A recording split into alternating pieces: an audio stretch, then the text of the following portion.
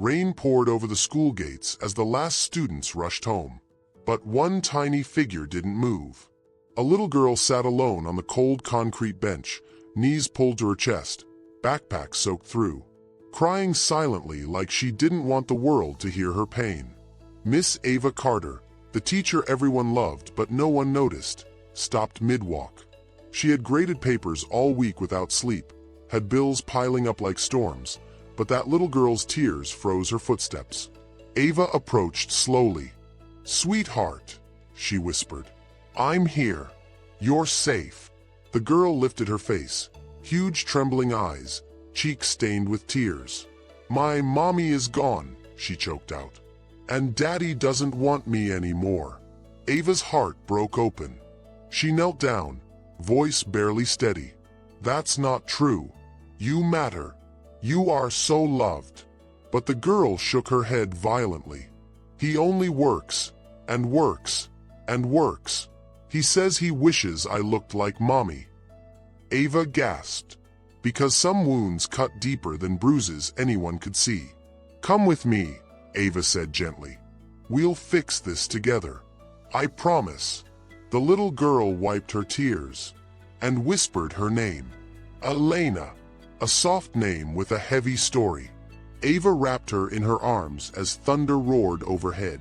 She had no idea, the moment she took this trembling child's hand, would pull her into a billionaire's grief, a father's darkest guilt, and a truth that would change her life forever.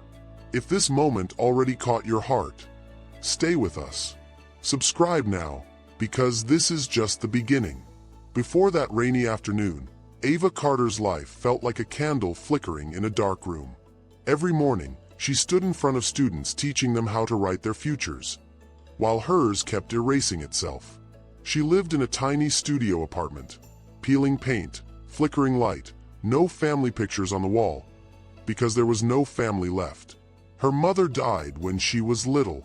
Her father left before she could memorize his face.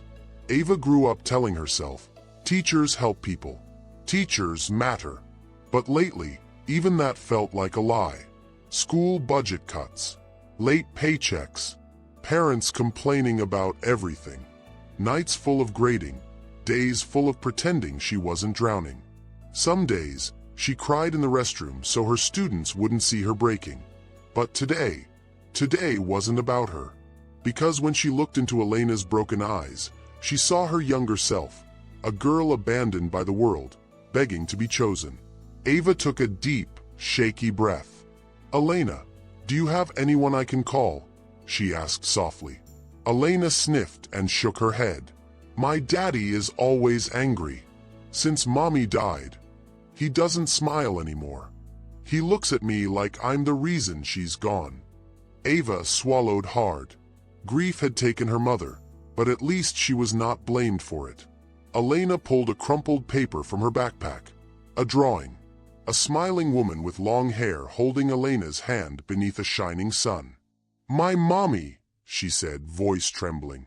"She said she'd come back." Ava's throat closed. She hugged Elena tight, not as a teacher, but as someone who understood loss, as someone who understood loneliness. The final bell had rung long ago, but one child had stayed behind. And Ava knew she was meant to find her. But while Ava fought to protect this little girl, a powerful man with more money than hope was about to storm into her life and rip open every truth Ava tried to bury. Thunder cracked outside as Ava led Elena to the front office, hoping anyone, would answer the emergency contact number again. "Daddy never picks up when he's working," Elena whispered, wiping fresh tears. Ava knelt beside her, voice gentle. "Well, then we'll wait together." For the first time, Elena leaned into her, like she finally felt safe. The front doors swung open. The air shifted. A tall man in a tailored charcoal suit stormed into the school like a force of nature. His jaw was clenched. His eyes, cold steel and sleepless nights. His presence demanded the world move aside. "Elena." One word, sharp enough to cut. Elena shrank back. Ava stood up instantly, placing herself between him and the girl. "You must be Mr. Hayes," she said carefully. He didn't answer her, eyes locked only on his daughter. "Get your things. We're leaving." Elena hesitated. Her fingers tightened around Ava's sleeve. Ava's voice softened. "She's had a really rough day. She needs comfort, not commands." His gaze finally snapped to Ava. "And who are you to tell me what my daughter needs?" he asked, each word low and dangerous. Ava swallowed, but she didn't back down.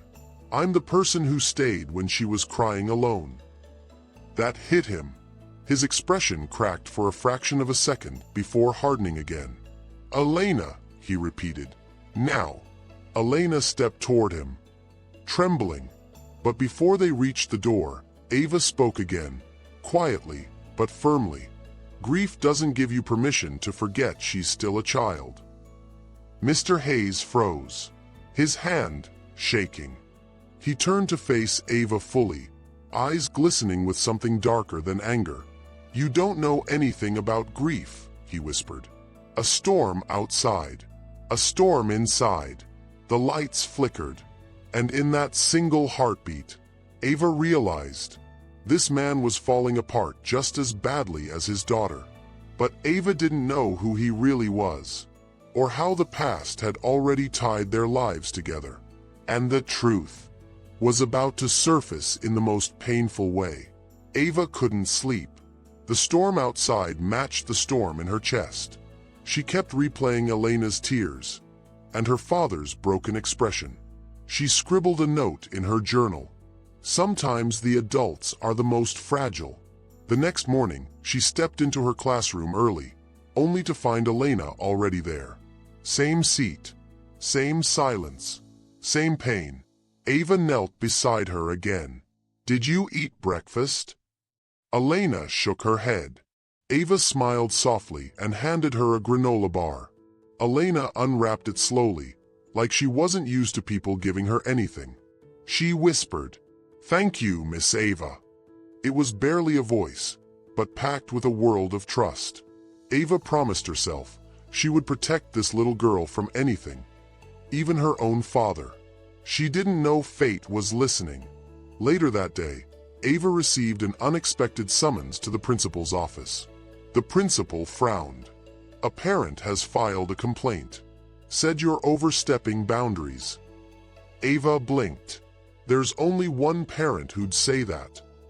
"You need to be careful," the principal warned. "Mr. Hayes isn't just any parent." She hesitated, then lowered her voice. "He's a billionaire, and he owns half the school's funding." Ava's pulse stopped. This wasn't just a grieving father. This was a man who could destroy her career with a phone call. But before fear could swallow her, a soft hand slipped into hers. Elena, standing in the hallway, listening. "Please don't stop helping me," she pleaded. And Ava knew losing her job was worth saving a child. Ava decided to keep fighting, even if the enemy was powerful. End of day. Elena lingered again. "My daddy is late," she whispered. Ava waited with her, a quiet hour of coloring books and soft smiles. But when Mr. Hayes finally arrived, Ava noticed something. His hand was wrapped in bandages, his suit wrinkled, his eyes exhausted. "Rough morning?" Ava asked gently. He didn't respond, just snatched Elena's backpack and turned. But something slipped from the bag. A photograph, faded, worn. Ava picked it up. Her breath shattered. It was Mr. Hayes, younger, smiling, with a woman Ava recognized instantly. Her late sister. The world spun. Elena tugged the photo from Ava's trembling fingers and rushed after her father. Ava collapsed into a chair, tears already burning her eyes. Elena wasn't just any child. Mr. Hayes wasn't just any grieving man. They were family. Her family. Ava now knew the truth. But how do you tell a billionaire father that the teacher he despises is actually his daughter's aunt? And how do you reveal that his wife didn't die hating him? She died asking Ava to protect them both? Ava stared into the mirror in the dim staff restroom, her hands gripping the sink. Her sister's face stared back through her own reflection. Same eyes, same smile, same stubborn heart. Her voice broke. Why didn't you tell me who he was, Emma? She remembered that hospital room, the beeping monitors, the moment her sister whispered, "Promise me, you'll take care of my biggest treasures." She'd assumed Emma meant her memories, the scrapbook, the childhood letters. She didn't know Emma meant her child, her niece. The little girl coloring in her classroom every morning was Emma's greatest treasure of all. Ava found herself crying against the sink. She had already failed once. She couldn't fail again. She wiped her eyes, inhaled shakily, and marched to the office. Daniel Hayes looked startled when she barged into his corner office, storm in her eyes. "You filed a complaint against me?" He stood slowly. "Yes, I protect my daughter, especially from strangers." "She's not a stranger to me," Ava whispered. He scoffed. "Oh, and who exactly are you to my Elena?" Ava stepped closer, heart pounding like a war drum. "I'm her aunt." Silence. Then Daniel laughed, disbelief dripping from every note. "You? No. Elena doesn't have an aunt. Her mother was my sister." Daniel froze. Everything inside him broke quietly. What did you just say?" Ava reached into her purse and placed the photograph on his desk. "I held her hand when she died," Ava whispered. "She made me promise to find Elena and protect her." Daniel stumbled back, like someone had pulled the world from under him. "Emma was angry at me," he choked. "She left. She didn't want us anymore." "No," Ava corrected softly. "She left because she was sick. She didn't want you to watch her fade." Daniel's knees buckled. He had built walls of grief and guilt, believing he wasn't worth saving. But Ava just tore them all down. Elena burst into the office, eyes wide. "Aunt Ava." Her voice was small, but sure. Ava nodded, and Elena ran into her arms like she'd been waiting her whole life for that hug. Daniel watched them, his daughter safe, held, loved, by the woman his wife trusted most. Tears streamed down his face. He whispered, "I'm sorry. I was trying to protect her, but I was only hurting her more." Ava held Elena tighter. "It's not too late," she said softly. "Families can be rebuilt." Daniel looked at Ava, truly looked, and realized the woman he'd been pushing away was the only one who could save him and his daughter. But could Ava forgive him? Would Elena finally have the family she'd been crying for? The answer would change their lives forever. The school hallway was quiet at sunset, golden light pouring through windows, painting soft halos over Elena's curls. Ava sat with her on a bench, braiding her hair gently. Daniel stood a few steps away, heart pounding like he was walking on glass. He cleared his throat. "Ava, can we talk?" Ava looked up, tired, unsure, protective. Elena slipped her tiny hand into Ava's. "It's okay," she whispered. "I'll be right here." Daniel approached cautiously. "I owe you the truth," he began, voice shaking. "When Emma left, I thought she hated me. I begged her to stay. I chased her, but she said she needed space." His eyes closed as he swallowed the guilt. "I didn't know she was sick. I didn't know she was protecting me from pain." Ava's breath trembled. "If I had known where you were, I would have come sooner," she whispered. Daniel nodded, tears slipping free. "And now that I know, I won't lose any more time." He knelt in front of Elena. "Sweetheart, would it be okay if Miss Ava helped me take care of you?"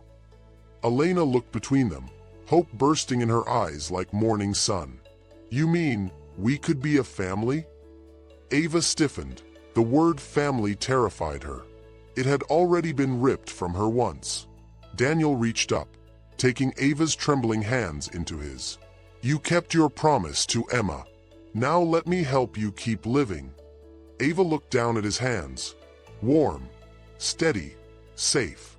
Something inside her finally exhaled. Weeks later, Elena waited outside school, in a dress she picked herself because Aunt Ava says strong girls choose their own style.